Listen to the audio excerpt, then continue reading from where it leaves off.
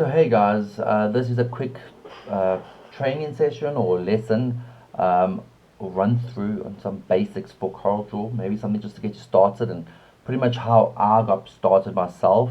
I think most of it is learning yourself and then Googling the rest.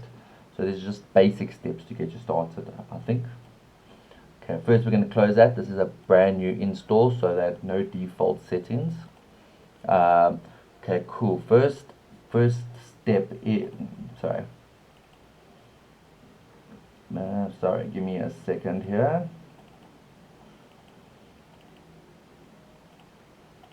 There you go.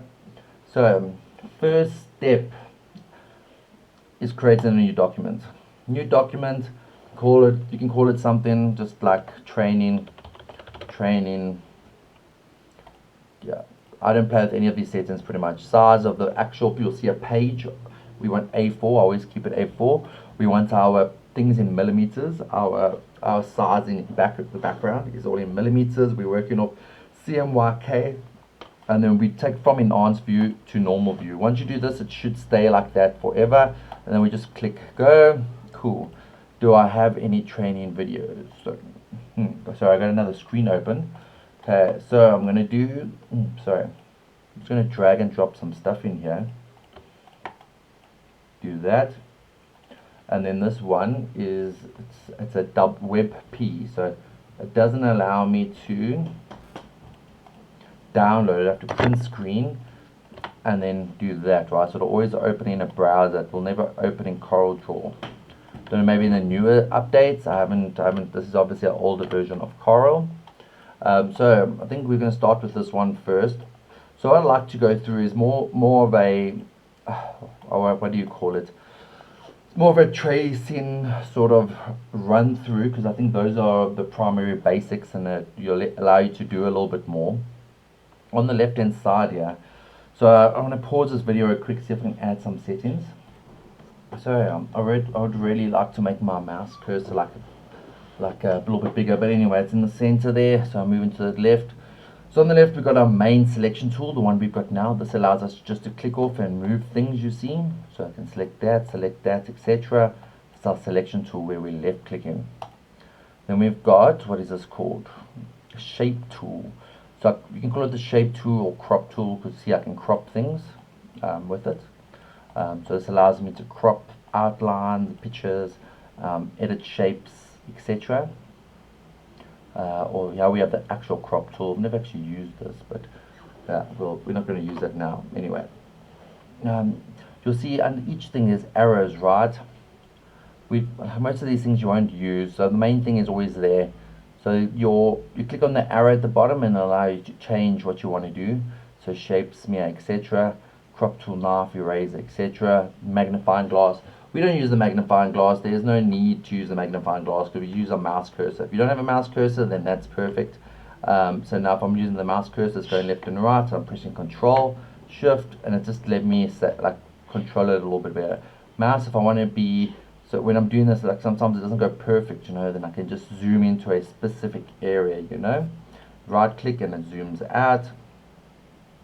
Then we've got our freehand tool. This lets us draw like lines and stuff, and that's what we're going to start with shortly.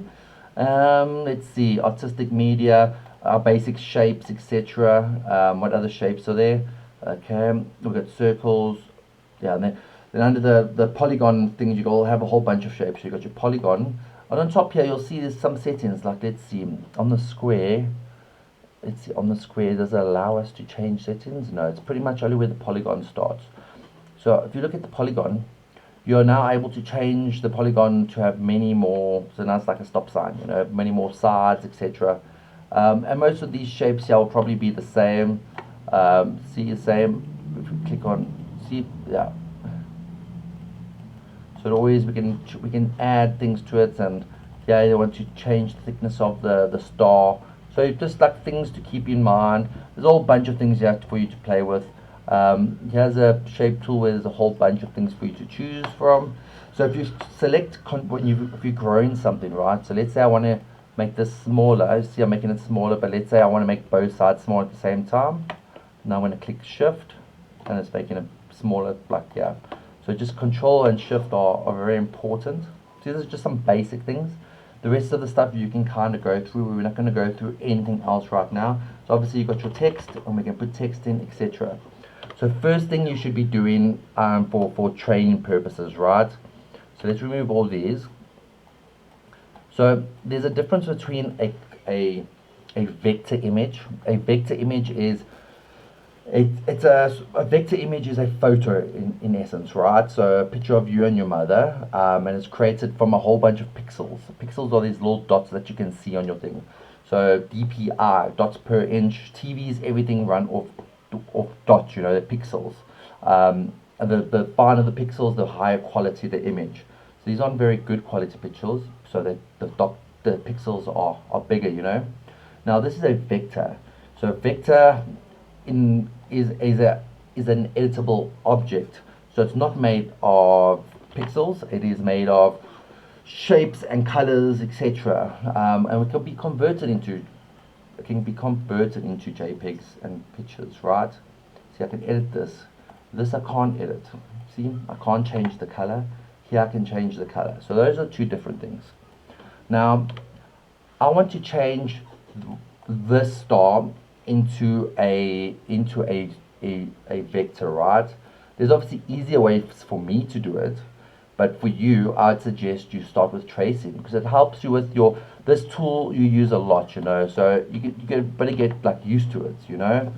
So we're gonna create. All we're gonna do is we're gonna select our section that we're gonna start. We're gonna click. See, don't hold in. Just click once. If we click again, it does that. If we hold in, it draws. So just click once, and then you click again. Then, if we click somewhere else off that, it'll start a new line, right? So that's a new line. But we don't want that, because then it's not going to create an object, you know. So I'm going to click this, and I'm going to create a line. Let's say by some chance you click over here, and you want to start again. Unfortunately, if you click here again, it's not going to be connected, right? So now these two are not connected. See? So we have to delete that, or Control Z. All we're going to do is we're going to select our shape tool just below our object tool. We're going to click there. We're going to click on our freehand tool again, and then we're going to click on that node. It's called a node. We click on the node, and then we're going to continue, right? There you go. And we try and make it as good as possible. See, there you go. And we're just going to continue. I'm just double clicking each time. See, just a fast double click allows me to get it without moving. So now if I click, now I've got to find it again, and then click again, and then do my thing, you know. Now it's one object, you see. If I don't complete the shape, right, so you see it's all closed off. I'm going to go Control Z, so you can see. If I go Control Z, it won't allow me to color this in, because it's not a closed off object. See, sometimes you do like this, and you're like, oh, where's the problem, you know. All it takes is just connecting it, and then it closes the gap, you know. And I can change this. So obviously we're not there yet, so we got a yellow color. Okay, see, bottom left, there's like an eyedropper color. So you want to get this main color, you click on the eyedrop color, you click on anywhere you go on your screen, you see the color changes because it's picking up what the vector at the bottom is. So we click on that, and then it saves it into a bottom palette, right? So these are your saved colors that are within your document. The right hand side palette is a list of predefined colors. Now what I'm going to do is, so we're going to go Control Z again, because we want to work from the star, right? So we're going to do this. I don't like adding color just yet. Some people are different, because if you add a color now we can't see what's underneath. Maybe there's other elements. So I like using lines, and then yeah. So I'm going to make sure all my stuff is perfect. It looks good. So there's two ways we could do this, right? So either we can make our line in the center here, or we can do an outline, a contour. But what I'm thinking is, for this particular project, actually no. So what we're going to do now, so we're going to start from basic. Before, when I was there was a lot of features that weren't available. So I'm just busy thinking to myself, because I'm kind of taking this as it is. Okay, actually let's do it. Let's create a contour. So actually, I'm going to do two ways of this. I know I'm wasting time, but we're going to do this. No, because we've got another one that you're going to learn, because I wanted you to learn to curve and stuff, you know. Okay, perfect. So, what we're going to do is we are going to add a contour here, right? So, top of your tabs, you've got a whole bunch of settings. We're going to look for some, we're going to go to effects, and then we're going to go to contour. We're going to click on it, and it should open on your right hand side, right? So we got on your contour on your right hand side, we've got the various ways we can contour it. The middle one is that it's going to go inside. The right hand side is going to contour outside. So this is your millimeters on how much it's going to contour, right? So if it was a 10 millimeter block and you did 2 millimeters, the whole shape would now be 12 millimeters. But we're not doing that. Oh, it actually would be 14 millimeters because it's 2 millimeters all the way around. But what I'm doing, because I can't figure out exactly how much it is, so I'm adding a contour and I'm going to kind of play with the millimeters until I find the right one. You see, I think that's good, right? We're not doing perfection right now. Then I want to see this little shape here. I don't want that. I want it to be curved. So can we do that? Yes, we can. So it'll allow us to change the edge of the shapes. So it's not sparky, it's curved. We're going to do that. Then we can change the inside colors, outside colors, etc., etc. But we're not going to do that because I always, yeah. So anyway, so at the moment, this is one full image, you see. So if I do this, what it's going to do is it's going to do that, right? So it's not going to allow me to change this outside color. So now so we can do this. We're going to change, we can change the color if you want to. Then while you have it right there, I just want you to click Control K, right? So now I'm clicking off the image and I'm going to click back on it. So now I can remove this now where I couldn't remove it. So now it's two separate objects. Now it's one grouped object, right? See, one grouped object. A minute I press Control K, it'll separate these into two separate. If you unselect and want to select again, click on the black. So whatever the contour element is, the area you added, you've got to click on that, then remove it. So if we do this, it is breaking apart. So we're breaking two objects apart. Control K is to break two objects apart.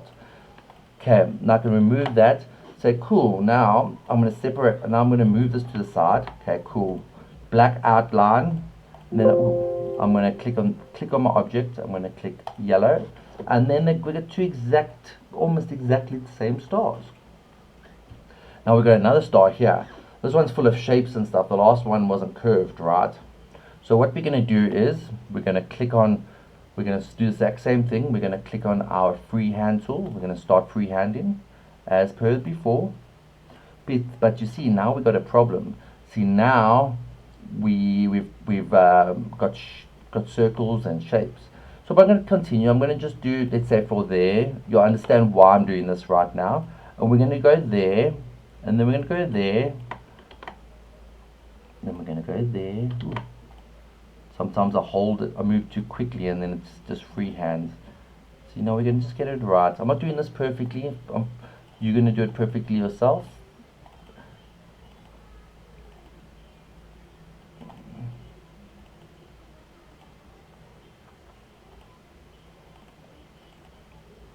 Okay, there you go. But now we're going to get these curved, right? So I'm going to go curve. I've done this in two pieces because if we try one piece, sometimes let's do this. Control Z, break that apart. Okay, now we try curve it, right? So now we're going to try play with these. Sometimes it's better just to do two sections and try align them, So now I want these lines to try line up there, so it all looks smooth, So if I do this, does it look smooth? I feel like there's something weird here, Like it feels like, so is it more that way, more that way? Somewhere there's a problem. So you obviously, now I'm going to go backwards a little bit. Now let's add a little bit there. See, now we don't see, I feel that's a little bit smoother, And we're going to go around like that all the way until it's done. And all we're going to do is, I'm just doing this real quick. I'm not going to trace it, but we're going to do that. Make sure our shapes are closed. Node. Add that, and oh wait, we're going to find out what color this is. Doof. And then we're going to add it there. So now that's a full color. What color is this? Yellow. I'm going to click on it. I'm going to add it, right? See, now I'm adding it. Ooh. So I'm adding it and adding it. Then I color there. So let's say I did it the opposite way around, right? So let's say I trace this first and then I trace this. Then I add my color. Then I add my color. Ooh. Then I add my color to the star. And then all of a sudden my thing's gone. Don't worry, it's still there. All we're going to do is you can highlight like that, and then you can press Control X, which is the overall cut feature in all keyboard functions. Right? If we do Word documents anywhere, it's always Control cut. X is cut, Control C is copy, and Control V is paste. Generally, you know. See, and then I can do my other elements, right? So when I start tracing, I'll take a look at this image, right? So what's the bottom layer? The bottom layer is the black, right? Bottom layer is the black. Then the next layers would be the blue and the whites. So that way I know when I go make this image black and then I put my blues and stuff on top, it's not a big train smash because they're already on top. But if it's not a big train smash, it's always there. All I'm going to do is Control and V. You know, you can, if you want, you see on the bottom left or on the top right, there's on the color bars, there's that X on the white. That just says remove the color. Don't worry, it's remove the color. Now I can see underneath, you know. So that's just something to keep in mind for now. I think that's a good first step training session. Really just allows you to get used to how Corel works and how certain features, you know. There's a lot more like layers and all that stuff that you can get involved in. But I think first you just got to get how do we create vectors, etc. How do vectors work?